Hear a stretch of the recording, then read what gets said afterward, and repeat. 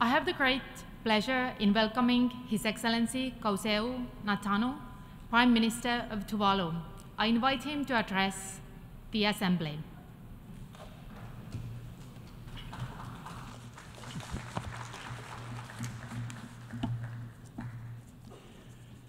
Mr. President, distinguished members of the General Assembly, ladies and gentlemen, I extend commendations to the President of the General Assembly, His Excellency Dennis Francis, Ambassador of Trinidad and Tobago, who takes on the helm of this distinguished body in the 78th session. Tuvalu has its full confidence and trust in your leadership to steer our canoe through the rough seas ahead of us.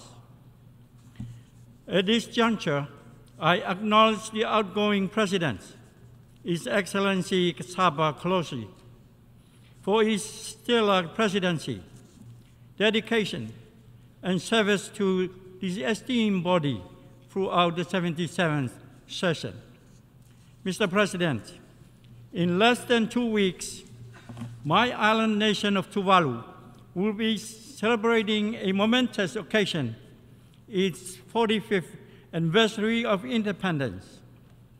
This event holds great significance in the history of our nation, symbolizing our journey through self-governance and sovereignty. It is with a deep sense of gratitude that I express my people's heartfelt appreciation to the United Nations and its member states for their unwavering support in recognizing Tuvalu as an independent state. This recognition was further solidified 23 years ago when Tuvalu officially became a member of this esteemed organization in September 2000. Tuvalu's membership in the United Nations serves as a more than a symbolic gesture. It represents a beacon of hope for our country, assuring us of the international community's commitment to safeguarding our sovereignty, even in the face of multifaceted challenges and existential threats. The United Nations, with its noble values centered around peace, security, and prosperity, radiates hope and assurance to small and vulnerable nations like Tuvalu. Being a member of this esteemed organization gives us confidence in our ability to navigate these uncertain times and reinforces our belief that we are not alone in our pursuit of a prosperous and secure future. Mr. President, I would like to take a moment to express Tuvalu's heartfelt condolences to all those who have been affected by recent natural disasters. Our hearts go out to the victims of the earthquake in Morocco and the flash flooding in Libya this month, as well as the wildfire in Hawaii in August this year.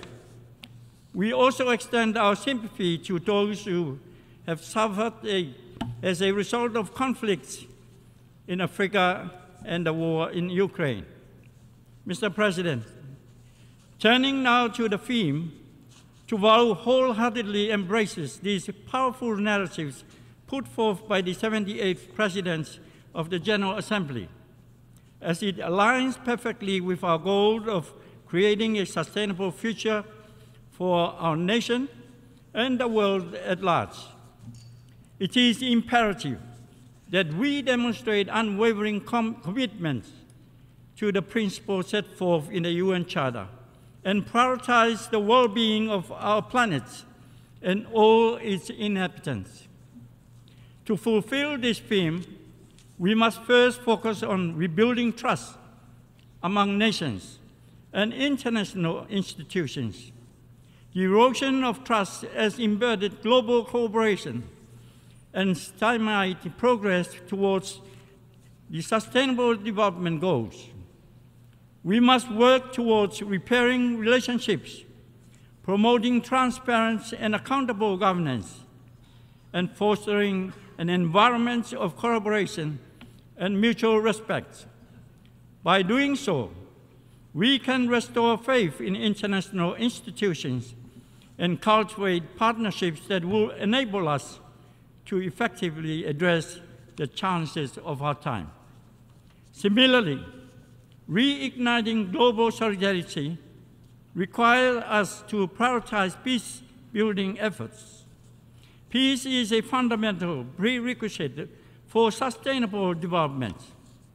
As conflicts and instability hinder progress towards the SDGs, we must invest in conflict prevention, peacekeeping, and post-conflict reconstruction to ensure that communities can thrive and effectively work towards achieving the goals outlined in the 2030 Agenda.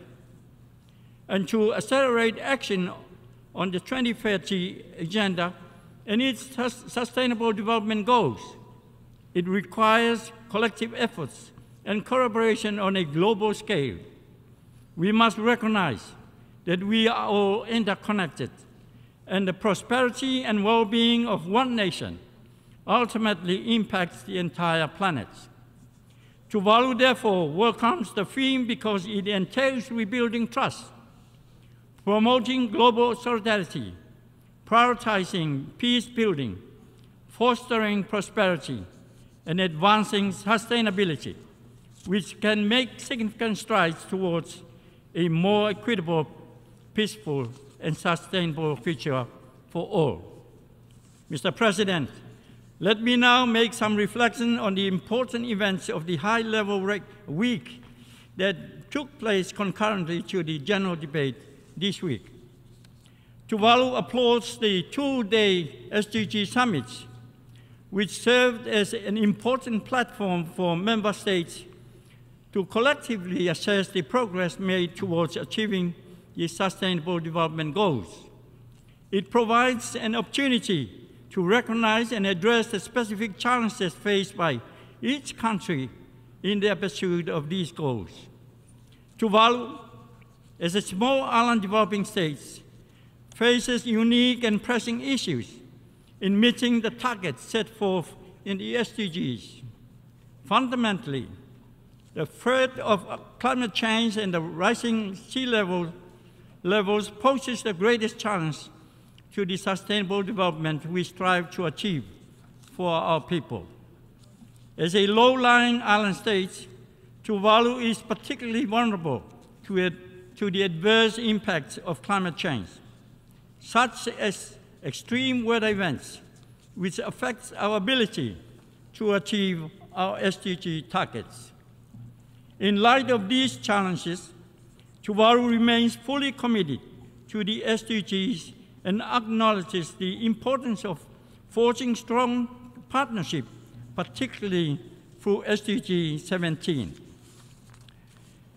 Collaborative efforts with other member states, international organizations, and stakeholders are vital in mobilizing support and resources to address Tuvalu's unique contextual challenges and achieve the shared objectives of sustainable development.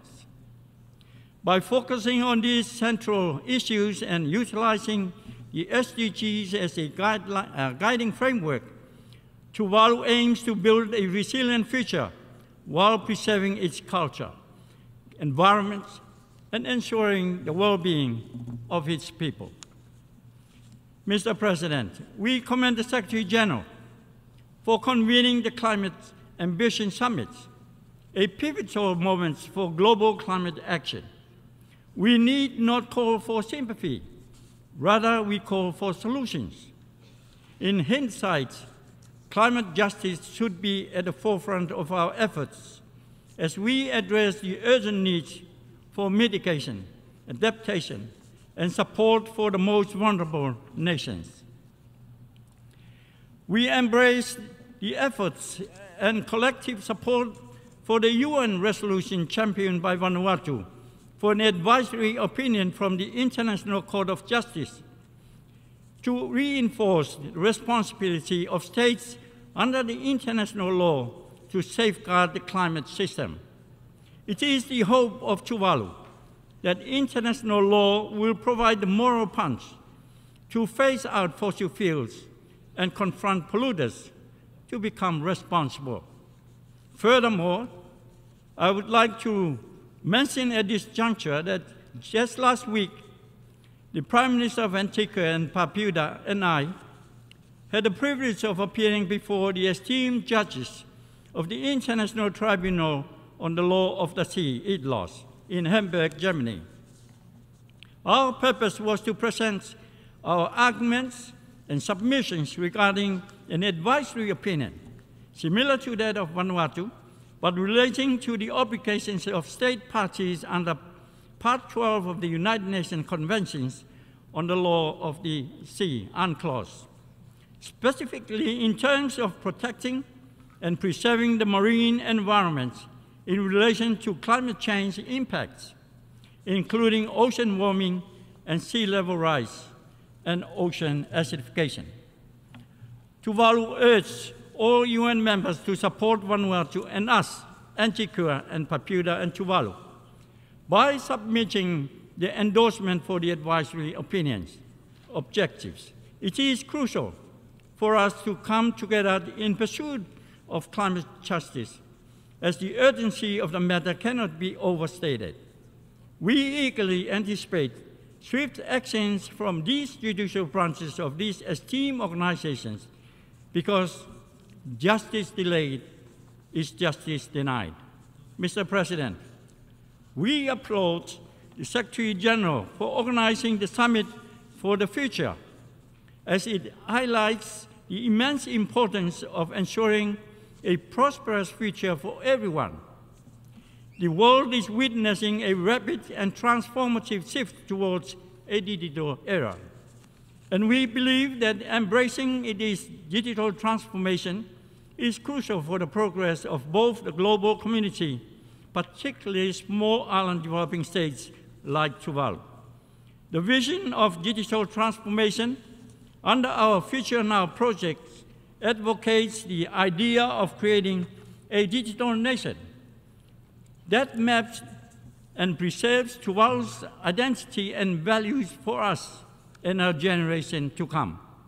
This digital revolution ensures that no one is left behind, as it empowers individuals and communities with knowledge, connectivity, and access to essential services. For Tuvalu, the adoption of digital nation approach can have a profound impact on addressing resource and geographical challenges. It will enable Tuvaluans to access education, health care, and economic opportunities that were previously out of reach. By embracing digital technologies, Tuvalu will equip itself with the tools to implement innovative solutions that address climate and environmental concerns.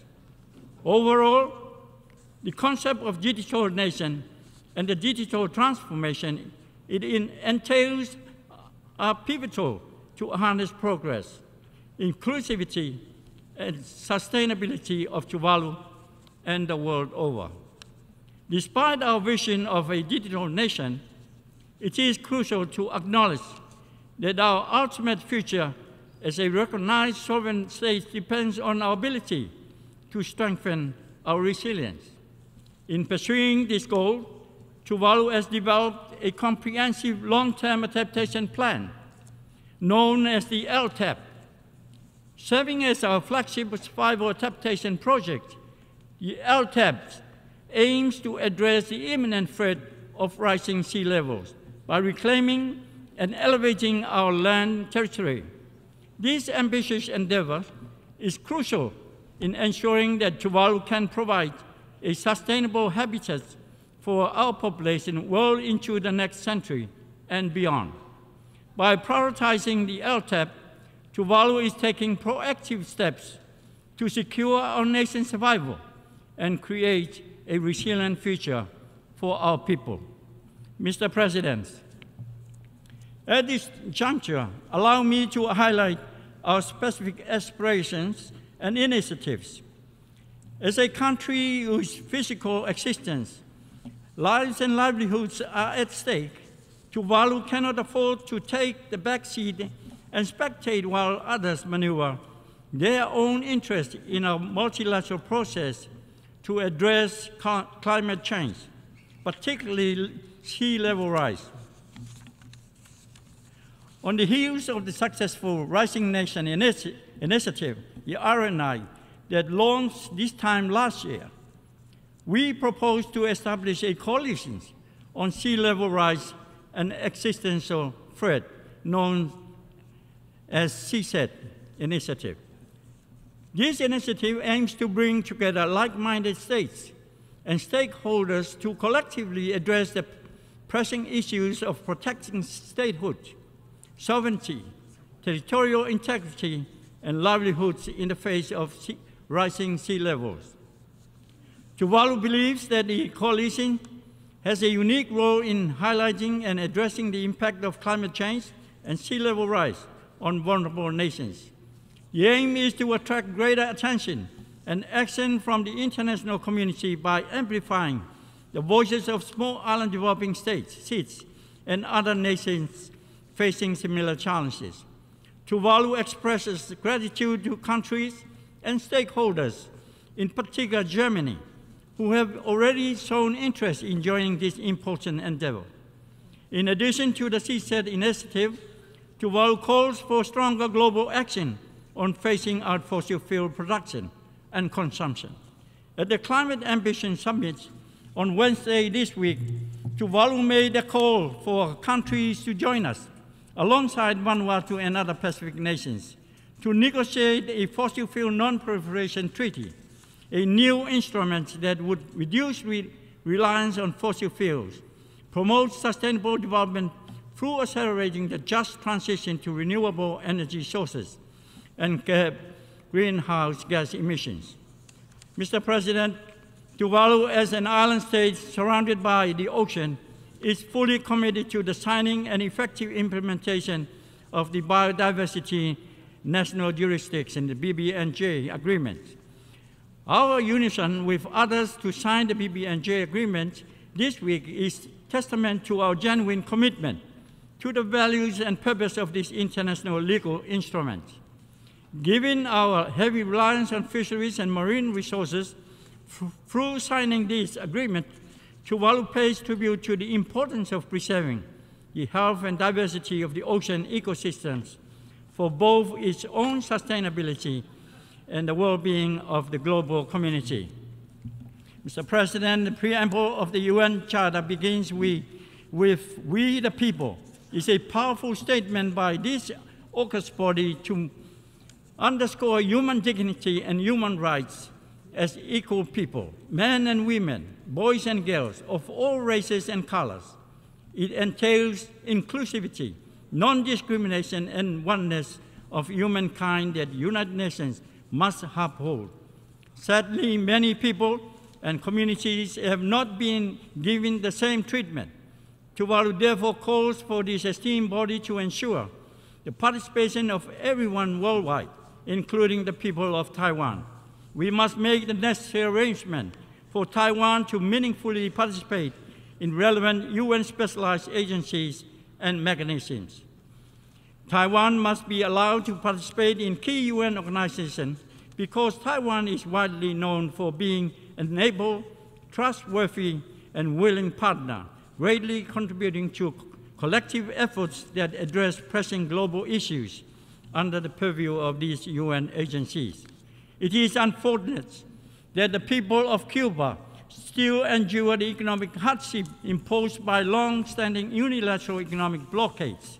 These blockades not only disregard human rights, but also go against the principle of cooperation emphasized in the 2030 Agenda for Sustainable Development. The decision to maintain these measures has deprived Cuba of much-needed international development assistance and partnerships crucial for its recovery and future development. Mr. President, for Tuvalu, peace is not merely the absence of conflict. It is the presence of justice, equality, and opportunity. It is giving hope to our people through securing a prosperous future and prosperity for us, Tuvalu. It's not just economic growth. It is the ability to protect the well-being of our people and our planet through social and environmental sustainability. To achieve these noble goals, Tuvalu is unyielding its commitment to dialogue that entails representations and coalitions. We look at partnerships through this August body for international cooperation that can establish tangible outcomes for the most vulnerable. By pooling our resources, sharing knowledge, and standing in solidarity, we can overcome obstacles and accelerate meaningful progress. I would like, Mr. President, to conclude by presenting a compelling challenge to this esteemed organization. It is not enough for us to simply acknowledge our unique role. We must also actively demonstrate our commitment to defending and promoting the core values and principles enshrined in the UN Charter.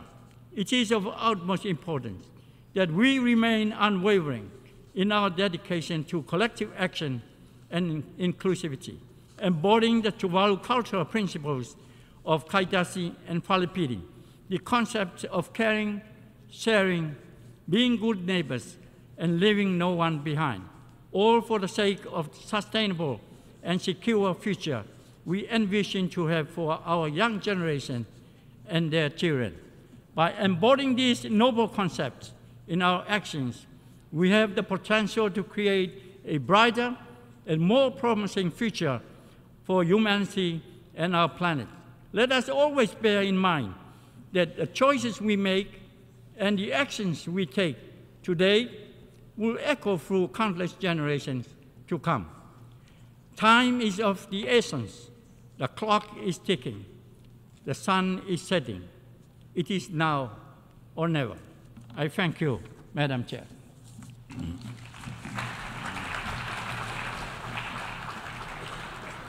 On behalf of the Assembly, I wish to thank the Prime Minister of Tuvalu for the statement just made, and I request protocol to escort His Excellency. The Assembly will hear an address by His Excellency Ariel Henry, Prime Minister